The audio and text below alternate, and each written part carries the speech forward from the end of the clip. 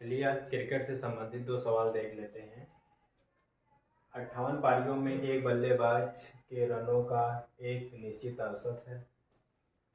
59वीं पारी में उसने 117 रन बनाकर अपना औसत 1.5 रनों से बढ़ा लिया है। 59वीं पारी के बाद उसका औसत क्या होगा? दोस्तों, हम लोग जानते हैं कि क्रिकेट में मेन दो ही चीज़ें होती हैं। एक तो होता है हमारा बैट्समैन और एक दूसरे होते हैं बॉलर्स। दूसरे कौन होते हैं? बॉलर्स। ठीक। अब देखिए, जो बैट चलाता है उसे बल्लेबाज कहते हैं, बल्लेबाज कहते हैं। और जो गेंद का इस्तेमाल करे उसे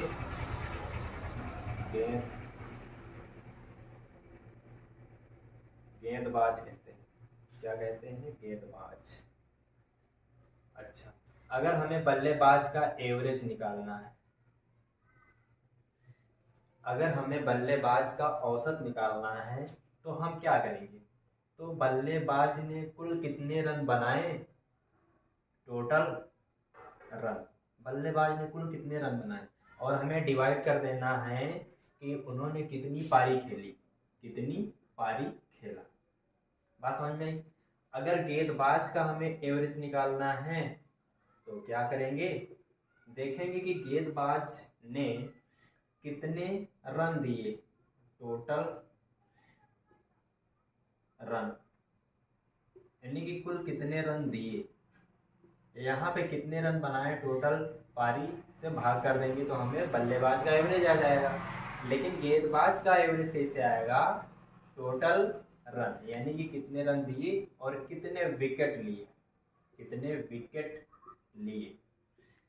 बात समझ में आ रही है कि नहीं? तो क्रिकेट में दो ही तरह के मेन सवाल पूछे जाते हैं, एक बल्लेबाज वाला, एक गेंदबाज वाला। बल्लेबाज की बात करें तो टोटल रन बटे कितने पारी खेले हैं, एवरेज। इस गेंदबाज के एवरेज की बात करें तो टोटल रन बटे कुल कितना विकेट लिए। अब इस सवाल में क्या कह रहा है? 58 पारियों में एक बल्लेबाज के रनों का एक निश्चित औसत है। 59वीं पारी में उसने 117 रन बनाकर अपना औसत इतने 1.5 रनों से बढ़ा लिया है। 59वीं पारी के बाद उसका औसत क्या होगा? आइए देख लेते हैं। अब देखते हैं, 58 पारी की बात हो रही है।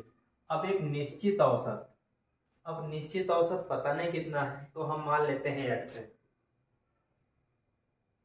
अब इसमें कर देते हैं 58 से गुणा। अच्छा, गुणा ही क्यों किए, भाग क्यों नहीं किए, माइनस क्यों नहीं किए, या फिर प्लस क्यों नहीं किया? हमने गुणा ही क्यों किया? देखो, गुणा करने के पीछे का कारण ये है, जो एवरेज है हमने क्या माना? एवरेज x माना। टोटल पारी, कितनी पारी खेला है? 58। अब जब यहाँ x रखेंगे, यहाँ एक 58 वैल्यू रखेंगे, तिरछा गुणा होगा, 58x गुणे 58x आ जाएगा। जब गुणा होगा तो ये वैल्यू आ जाएगी टोटल रन, कितने रन बनाए? 58 गुणे x, यानी कि बल्लेबाज ने कुल 58x कितने टोटल रन बनाए। अब क्या कह रहा है कि 59वीं पारी जैसे ही आती है तो भाई साहब ने 117 रन बनाए, लेकिन औसत में इतने की वृद्धि हो गई। अच्छा, पहले औसत तो था x, लेकिन बढ़ गया 1.5, तो इतना हो गया। अब इसमें कर देंगे 59 से गुणा, तो 59वीं पारी तक का कुल कितना रन बना है ये हमें निकल आएगा। अब हमें यहाँ से पता चल जाए x की वैल्यू। अब हमारा मेन काम क्या है? x की वैल्यू निकाल लें। अब कह रहा है कि 59वीं पारी के बाद उसका औसत कितना आएगा, उसमें हम जितनी x की वैल्यू आएगी उसमें हम 1.5 ऐड कर देंगे तो वो हमारा आंसर आ जाएगा कि 59वीं पारी के बाद उसका औसत कितना रहा होगा। चलिए, अब एक काम करते हैं। देखिए, 59वीं पारी के बाद कुल रन कितने बनाए होंगे। अब इसको हम ब्रेक करते हैं। हम ब्रेक ऐसे करते हैं कि 58वीं पारी के बाद प्लस 59वीं पारी, 59वीं पारी का रन, 59वीं पारी का रन। चलिए ठीक है। अब कह रहा हूँ 59वीं पारी के कुल कितने रन आए हैं, इतने, x प्लस 1.5 गुणे 59 बराबर। अब बराबर कर देंगे। 58वीं पारी में भाई साहब ने 58 रन बनाए हैं, 58x, और 59वीं पारी में दे रखा है 117। कितना दे रखा है, 117। अब यही इसी कैलकुलेशन को हम कर लेंगे तो हमें x की वैल्यू आ जाएगी। अब इसको हम क्या करेंगे, अंदर लेके आके बारी बारी से गुणा कराएंगे। अब देखिए 59x, यहाँ कुछ नहीं है तो 1 है, 59 एकम 59x हो जाएगा, प्लस अब इसका गुणा करेंगे, डेसिमल थोड़ी देर के लिए भूल जाते हैं। 15 9 135 बचा 13, 15 5 75, 75 और 13 ऐड कर देंगे तो 88। एक डिजिट के बाद डेसिमल है तो डेसिमल लगा देते हैं। ये आ गया हमारा 58x प्लस 117। अब एक काम करते हैं, इसको इधर लेके आएंगे तो माइनस में हो जाएगा। 59 में से 58 जाएगा तो केवल x बचेगा। अब ये प्लस 88.5 है, उधर जाएगा तो माइनस होगा। 117 में से अगर हम लोग 88.5 घटाएं तो कैसे घटाएंगे, यहाँ कुछ नहीं है तो डेसिमल के बाद जीरो तो हिडन रहता है, हम लोग जानते हैं। देखो 10 में से 5 गया 5, डेसिमल लगा देंगे, यहाँ बचा 6, नहीं जाएगा तो हम लोग पड़ोसी उधार लेंगे 16, 16 में से 8 गया 8, और फिर यहाँ बचेगा 10, 10 में से 8 गया तो यानी कि x की वैल्यू हमारी 28.5 आ गई। जो हमें हमारा मकसद क्या था, x की वैल्यू निकालना। अब x की वैल्यू आ गई, अब हमें इसमें कर देना है ऐड, कितना, 1.5। जब 1.5 ऐड करेंगे तो ये हमारी आ जाएगा 30। तो 59वीं पारी के बाद उसका औसत कितना रहा होगा, 30। यही हमारा आंसर। ठीक, चलिए दूसरा सवाल देख लेते हैं इसी टाइप का। एक क्रिकेटर का 9 पारियों के बाद 49 रन का औसत था। उसे अपनी 10वीं पारी में 52 का औसत प्राप्त करने के लिए कितने रन बनाने होंगे। तो चलो दोस्तों इसको हम लोग हल करते हैं। 9 पारी में जो औसत था 49 था, तो टोटल रन कितने रहे होंगे, टोटल स्कोर कितना रहा होगा।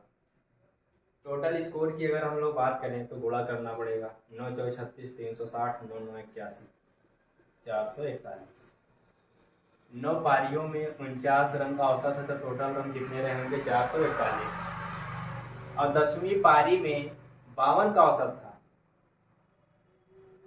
10वीं पारी में जो औसत था वो कितने का था, 52। तो टोटल रन कितना आ जाएगा, टोटल रन की बात करें तो आ जाएगा 520।